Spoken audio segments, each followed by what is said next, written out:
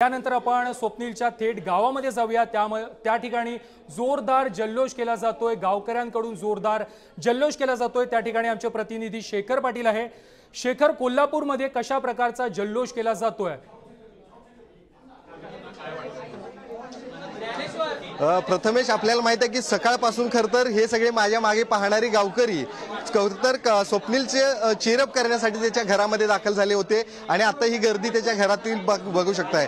खरतर टीव्ही समोर गेल्या अर्धा तासांपासून स्वप्नीलच्या प्रत्येक शॉट्स पाहत होते। प्रत्येक चढओढ जी सुरू होती अनेक खेळाडूंमध्ये, ती सगळी पाहताना खरतर अनेकांना धाकधूक या ठिकाणी पाहायला मिळत होती। प्रत्येक क्षणानंतर जेव्हा स्वप्नील जो आहे तो 5व्या क्रमांकावरून 4थ्या क्रमांकावर आणि त्यानंतर 3रं क्रमांक त्याने पटकावलं, त्यानंतरचा जल्लोष आपण सगळ्यांनी पाहिलेला आहे। अनेक सगळे गावकरी आहेत, त्यांच्या आपण प्रतिक्रिया या ठिकाणी घेऊया।